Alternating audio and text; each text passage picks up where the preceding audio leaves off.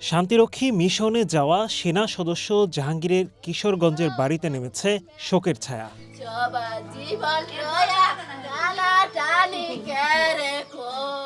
মাত্র 1 মাস আগে এক বুক স্বপ্ন নিয়ে সুদানে পাড়ি জমান জাহাঙ্গীর। সেনাবাহিনীর মেস ওয়েটার ৩০ বছরের এই টকবগে সন্তানকে হারিয়ে দিশেহারা বাবা মা।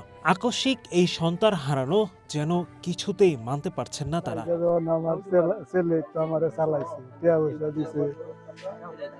ডাকছে খুব সুন্দর ডাকছে আব্বা খাইছো নাকি কত বাবা কইতে গেছে বাবা আমার কইছে আব্বা আম্মা তোমরা আমার ছেলেরে দেখো আমি যাইতাছি আমার আল্লাহ দোয়া করি আল্লাহ আমার বাল ভালো মতে আল্লাহ আমার তোমার বাড়িতে আল্লাহ আল্লাহ যেন আমার আনা যাওয়ার সময় কয়ে গেছে বাবা আমার ছেলেরে তুমি দেখবা বুঝিয়া যেন আমার শহীদ হইব এইটা তো জানি না বাবা কালার 12টা থেকে রাতের খবর হয়েছে আমার হুতে 12টার সময় খবর পাইছি বাবা আমার এরম হয়েছে।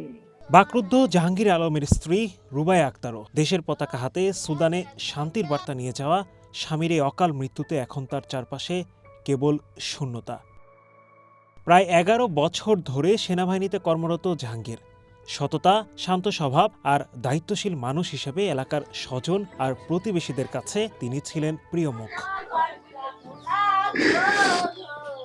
যা চাইছি তা দিছি আমারে ঈদের সময় নতুন নতুন কাপড় নতুন নতুন জিনিস আমার এনে দিছে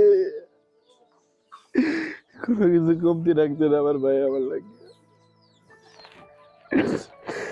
বাড়িতে এসে আমারে ডাক দিত কাকা কই আছে কাকা তুমি কই আছো আর 24 ঘন্টার মধ্যে 12 ঘন্টায় আমার সাথে থাকতো নামাজও গেলেও আমার ডাকে নামাজও নিয়ে যাইতো। কালকে যখন রাত 12টায় খবরটা শুনলাম শোনার পরে আমার ভিতরে ফাইটে গেছে। আমি কথা বলার মতো আমার পরিবেশ নাই। এখন আমি আমার বাসা নাই কথা বলার মতো। আমি যে কি হারাইছি আমার আপনজন আমার সবচেয়ে আপন এবং কাছের মানুষ আছেন আমার কথা বলার বাসায় আমার নাই। জাহাঙ্গীরের পরিবারের পাশে দাঁড়ানোর আশ্বাস দিয়েছে স্থানীয় প্রশাসন। গতকালকে সুদানে যে সন্ত্রাসী হামলা সেখানে নিহত হয়েছেন খবর পাওয়া মাত্র আমি পরিবারের সঙ্গে কথা বলি এবং আমরা আশ্বস্ত করেছি যে সরকার পরিবারের পাশে থাকবে।